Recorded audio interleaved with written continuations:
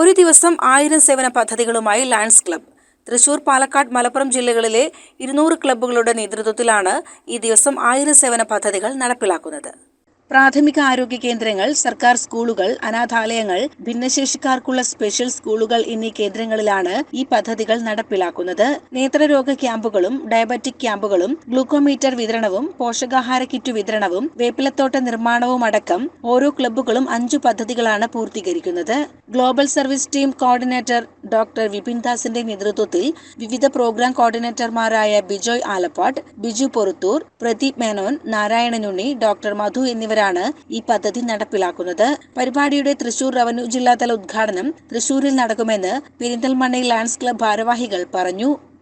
ഒറ്റ ദിവസം first day തന്നെ, അതായത് ലയണിസ്റ്റിക് ഇയർ തുടങ്ങുന്ന ജൂലൈ 1 ഫസ്റ്റ് ഡേ തന്നെ എല്ലാ ക്ലബ്ബുകളും ഒരു ക്ലബ്ബ് 5 പ്രോജക്റ്റുകൾ ചെയ്യുക. അങ്ങനെ 200 ക്ലബ്ബുകളുണ്ട്. 200 ക്ലബ്ബുകൾ ചേർന്ന് 1000 പ്രോജക്റ്റ് ഒറ്റ ദിവസം കൊണ്ട് ചെയ്യുന്ന ഒരു പദ്ധതിയാണ് ഇപ്പം നമ്മൾ ആസൂത്രണം ചെയ്തിരിക്കുന്നത്. അതിൻ്റെ ഭാഗമായി ഇപ്പം മലപ്പുറം ജില്ലാതല ഉദ്ഘാടനം നാളെ തിങ്കളാഴ്ച 1 ജൂലൈ 1 തിങ്കളാഴ്ച 3 മണിക്കാണ്. അതായത് second vice district governor lion Suresh വാര്യറാണ് ഉദ്ഘാടനം ചെയ്തത്.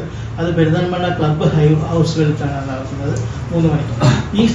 ഈ ദിവസം തന്നെ ഈ മലപ്പുറം ജില്ലയിലുള്ള ഏകദേശം 56 ക്ലബ്ബുകളുണ്ട്.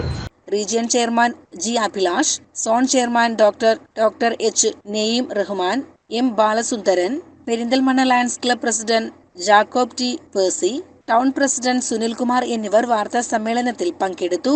CCN പെരിന്തൽമണ്ണ.